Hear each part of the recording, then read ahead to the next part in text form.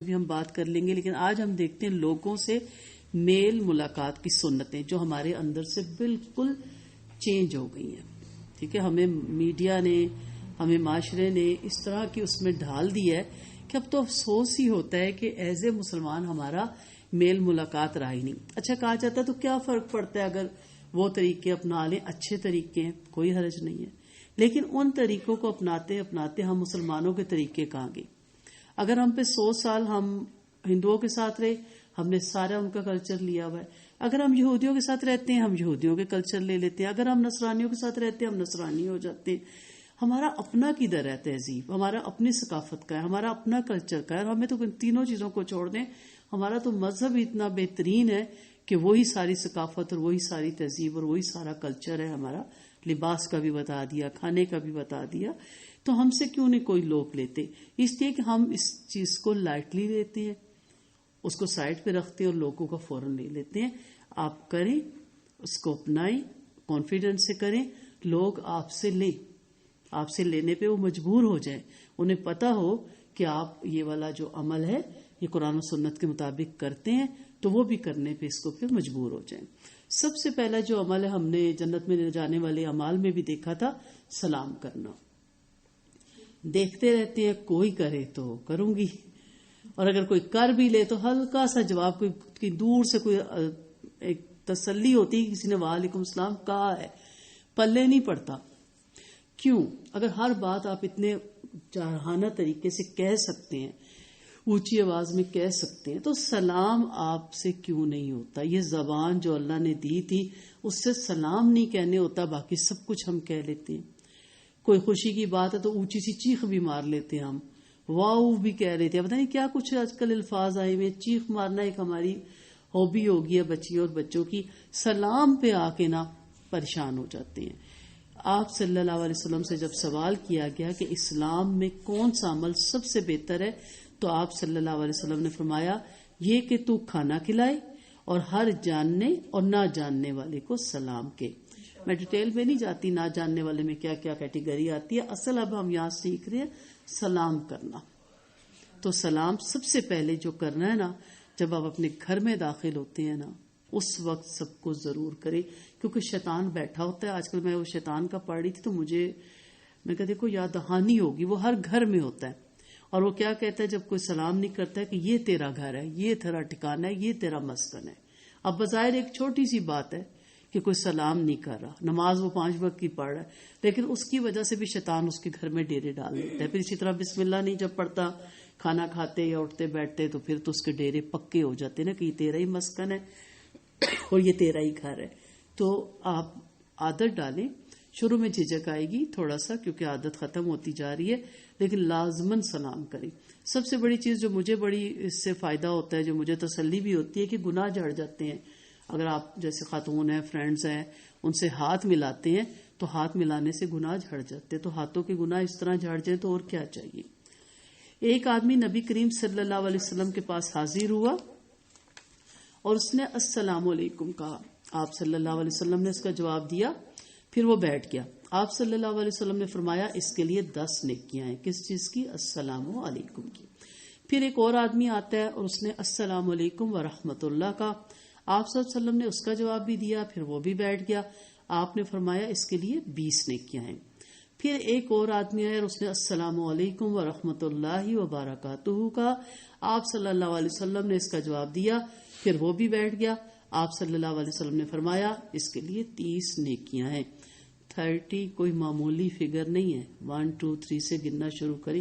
اچھی خاصی، یعنی 30 نیکیاں آپ کو فری میں مل رہی ہیں، بغیر کسی نہ باوضو ہونے کی ضرورت ہے، نہ کوئی محنت کرنے کی ضرورت ہے، نہ اس وقت کے انتظار کرنے کی ضرورت ہے. جی سورج غروب ہوگا تو کروں گی، تو طلوع ہوگا تو کروں گی.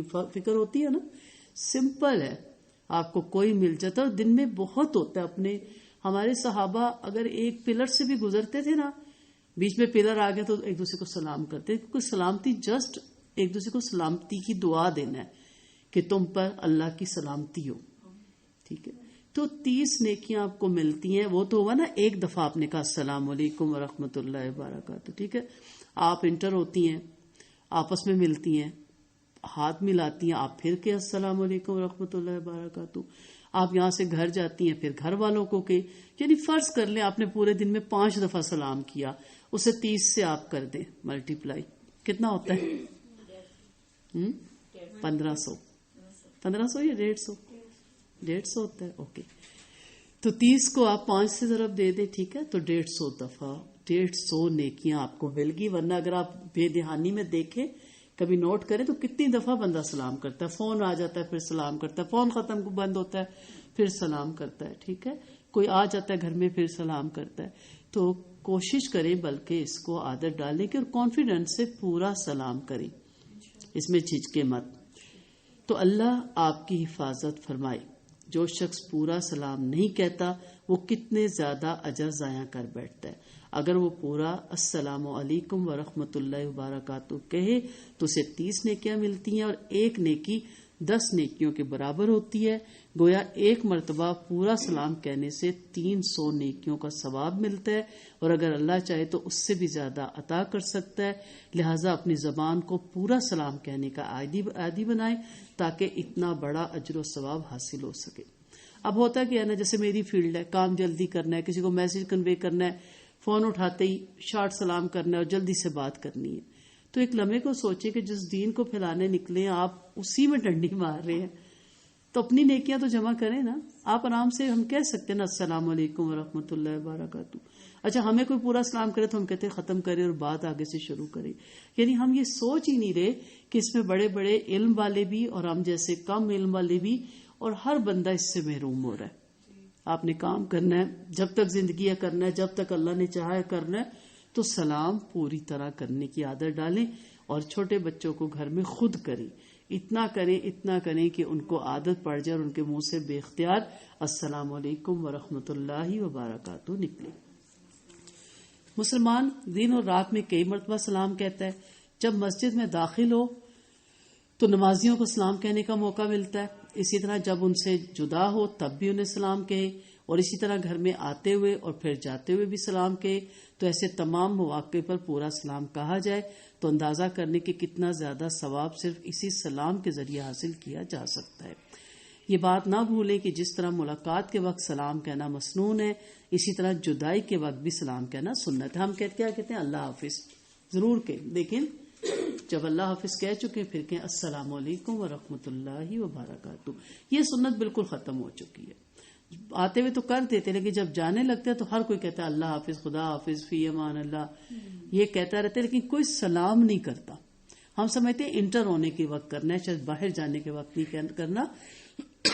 کہیں سے بھی آپ واپس بھی جانے لگے تب بھی السلام علیکم ورحمۃ اللہ وبرکاتہ ہی کے.